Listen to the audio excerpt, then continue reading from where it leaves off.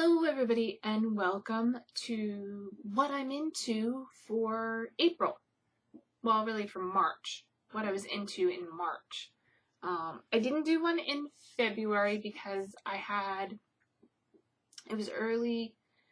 I was going to do it. I did one in February for what I was into in January. And then I didn't do one in March because there's a bathroom right above me and it flooded and got all the computer equipment, well, not all of it, the camera, the monitor, the keyboard, and mouse were wet, but I didn't know the extent of the damage. So I let those dry out for several weeks, almost a month, I think, maybe 2 to 3 weeks. And then I finally turned them back on again and discovered everything was fine. So no damage. This is actually the first time I've used the webcam since then, and it's working fine. Hopefully you can hear me and there's not an audio problem, but I'm going to continue anyway, and then if I have to, I guess I'll re-record it. So this is going to be what I'm into for March, and then I'll do one in like the first week of May for what I'm into for April.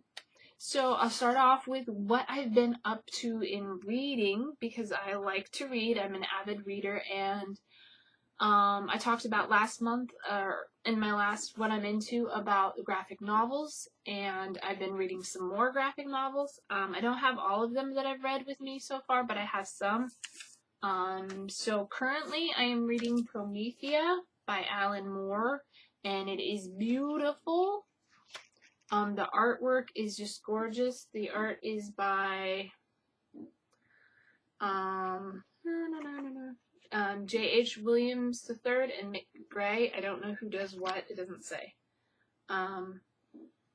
Okay, the penciler is J.H. Williams III, and Mick Gray is the inker, and Alan Moore wrote the stories, and it is all completely beautiful, and I'm loving the story, and I can't wait to finish this and get on to the second book. And then I just finished, a couple weeks ago, I finished and had to return to the library already, Fables Book 2, which was really good, a nice story there. And what was the other one? Oh, Monstrous Book 2, which I own Book 1. And I really enjoyed it, but I wanted to read Book 2, and I got it from the library, and I haven't bought it yet. And then from the library I currently have, I just picked up today, Bitch Planet. Heard some good things about it from the Wednesday Club on Geek and Sundry, so I'm going to check that out. And then I have, going with my theme of Book 2s, Book 2 of George R.R. Martin's Game of Thrones. That's a hardbound, so I'm not going to carry that around with me. But most of them I keep at home for reading for before bed. And then when I'm out and about, I have a paperback that I've been reading that I picked up at my local used bookstore. So I definitely highly recommend the library. You can see this has library tags. These are all the graphic novels are from the library. And then this is from my local half-price books used bookstore, and this is Tolkien's Fellowship of the Ring. I'm a little ways into it, and I'm enjoying it a lot. I got it for like $2, and it'll probably stay in my library, and I'll probably reread it. So I highly recommend, besides graphic novels and reading in general, I recommend checking out your local used bookstore, secondhand bookstore, even places like Goodwill or thrift stores. They sometimes have books. And then your library is a great source for both books, audiobooks, graphic novels, manga, whatever you're into. They usually have it, music. And even some libraries now have ebooks where you can check out ebooks to read on if you have an electronic reader, which I don't, but I know a lot of people do. So that's that. And that's what I've been up to. That's what I've been reading. So I'm going to move on to some other things that are a little more random and a little more like out there. Things that I've found and just been excited about. It's been a busy month. I went to the Seattle Emerald City Comic Con. I only went one day. I wish I'd had more days, but I only got one ticket. And I had a lot of fun there, but that's beside the point. That was just a little throw out there. So this month I'm really raving about a new travel mug I picked up. Did not come with this sticker, but I added it. I thought I got this at Comic-Con. This is what made me think of it. But this, you know, my health potions. This is a double-walled stainless steel travel mug. It's got cork lining on the inside of the handle, so it's nice and soft and comfy. I like that it has a closed loop because I put it, I have a little slip on here that has a carabiner that I can hook on my bag. And then the cap is spill proof. It's got a little valve in it, and then you can put hot water. It says it keeps hot beverages hot up to 5 hours. I haven't had anything sit around that long, but I did get some iced tea one day and take that to work, and after 8 hours, I still had ice cubes in my cup. The tea was long gone, and I replaced it with water, but there was still ice in here, and it was super good, and that was 8 hours. So 8 hours with ice in this cup in a regular room temperature room. I wasn't like in a refrigerator or anything. This is from ELLO, E-L-L-O. I got this at Cost Plus World Market. I believe they also carry them at Target. It's a good price. It's like $17.99, I think, and it's really handy, and it's got a little thing to tell you which way is which, I guess, and it helps you turn it, I guess, and a nice handy little snap valve that keeps everything. And I have only had it spill a little bit once, but that's because I had a tea bag sticking out the side, and so it wasn't completely sealed. But other than that, it has been completely waterproof, and I love it. Like I said, it kept ice in here for up to 8 hours, and I'm sure if I had a hot drink for more than 5 hours, it would stay hot that whole time. So that is a good investment. I highly recommend. If you need a travel mug that can keep things hot or cold for long periods of time and be spill proof, then this would be it. Because like I said, I actually took this to Comic-Con and had it clipped onto my belt and had it full of water and was walking around, and it was just doing its thing, you know, swinging around like they do, and it didn't leak at all the whole time I was there. And it was really handy having a carabiner on a little clip bag. So yeah. That's something I thought was exciting, and I want to tell everybody about it. Like I said, it's ELLO, E-L-L-O is the brand name, and the 2 places that you can buy them. Next thing I want to talk about is a little bit more random, is I discovered bulk spices. I've been kind of into a zero waste movement lately, kind of trying to reduce my footprint on the environment by reducing shopping bags and things. So I've been buying things in bulk. I've been reusing my bulk bags. I've been taking my own bags. And I recently ran out of my favorite spice. I love Italian seasoning. This is my jar of Italian seasoning. It is full now because it was empty, and I went to the bulk spice bin, and they come with, where is it? There's a little bag like this, and you put a sticker on it to tell you what spice is in it. And that one, Italian seasoning, and there's actually some left in here because I filled up what I thought would be a jar's worth, and it was more than a jar's worth. So the reason I've never bought bulk spice before, maybe you haven't either, is because I looked at the container and it's like $13.99 a pound, and I went, ooh, that's kind of expensive. And then I looked at the fine print, like they usually break it down, and it was like 84 cents an ounce. And I'm like, okay. And then I went to a jar on the shelf, and it was $5 an ounce. And I went, what? So I said, well, I'll give it a try. It doesn't sound that bad, and I need spice, and I don't need to buy another jar because I have one. So I filled up my bag, and this bag, jar full, plus what's left over in this bag, 57 cents. 57 cents for a jar of Italian seasoning. I could go to the dollar store and pay $1 for it, or I could go to the bulk spice section and pay 57 cents and have more than a jar's worth. I was blown away by this. I was like, what?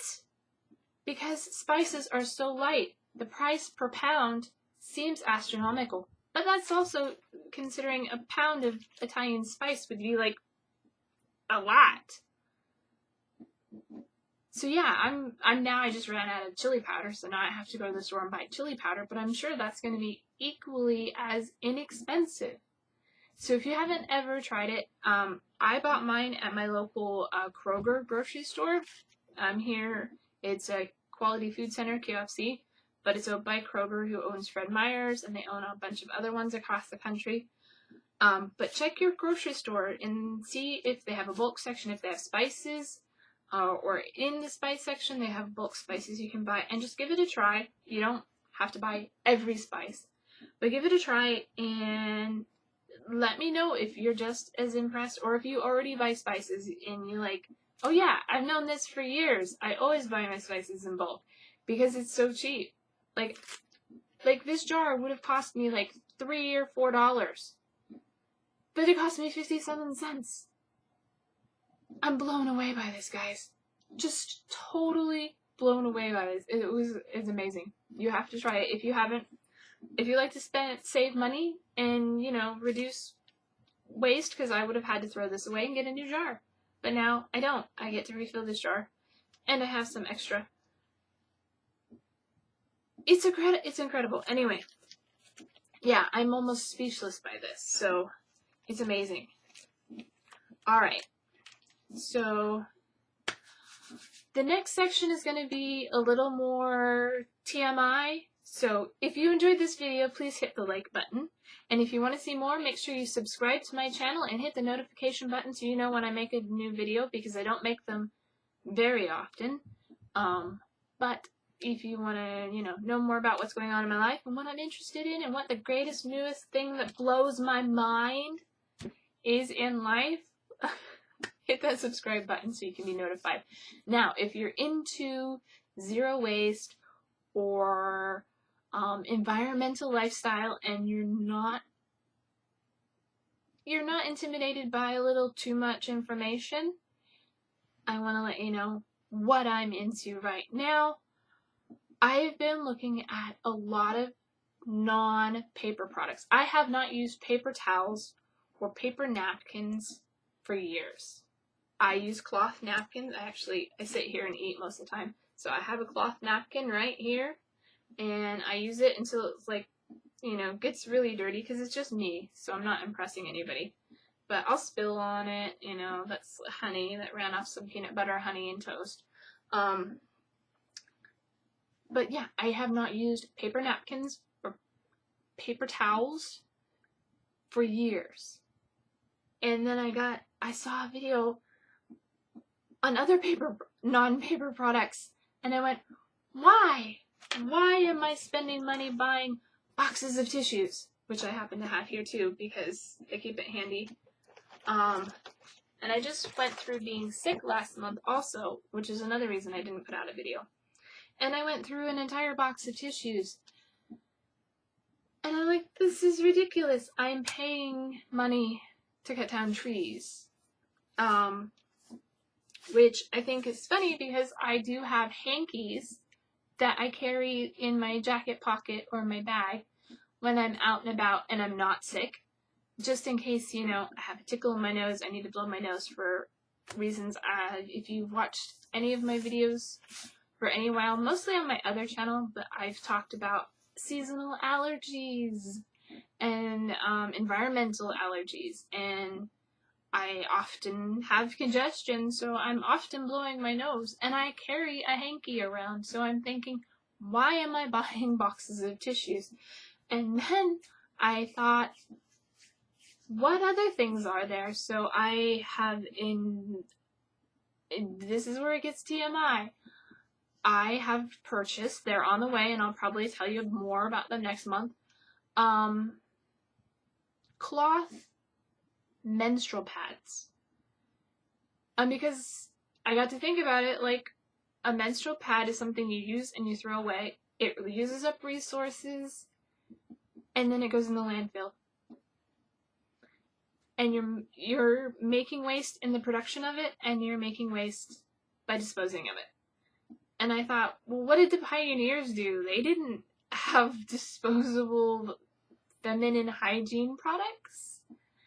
They used rags and towels and things. So, like I said, sorry, it's a little TMI, but I did some research, and I've ordered a couple online.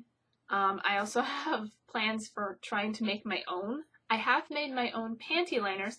I have not brought them for you to see. If you would like to see them in the next video, I will be more than happy to show them to you. But I did make a couple panty liners based off of a video, and it wasn't too easy. I actually did it in one night while watching some YouTube.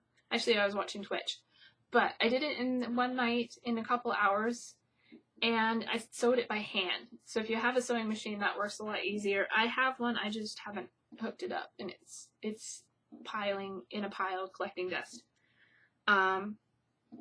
And after thinking about that and hearing about that, I thought, well, what about toilet paper?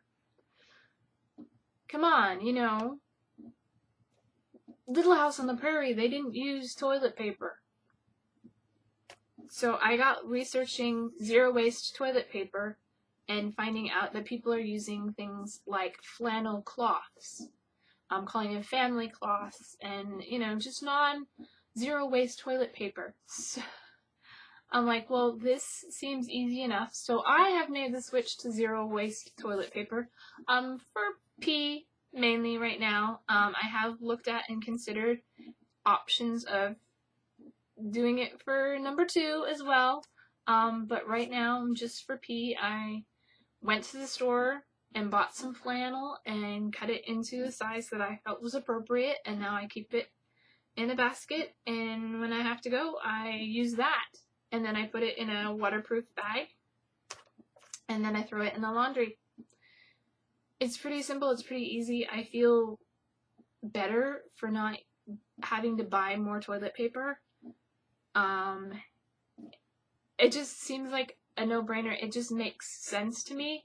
And it's not for everybody. I understand that. Some people think it's sounds completely gross. And I totally get that. But to me, cloth, feminine menstrual pads, and cloth toilet paper make sense. So why not, you know? And if I decide it's not for me, I can always go back. It's not the end of the world. It's not like anything is terrible is happening.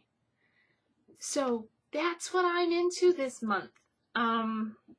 If you made it through the TMI section, give it a big thumbs up. Let me know what your thoughts are on the subject, whether they're good, bad, or indifferent. And then hopefully I will see you next month, barring any disasters or illnesses. I will see you in the first week of May for what I've been into for the rest of this month. And maybe I'll tell you more about those cloth pads when they arrive. Thanks for watching. I'm Dragon, or Mandy, and you've been watching Dragon IRL, and this is what I'm into for March. Anyway, I'll see you later. Bye!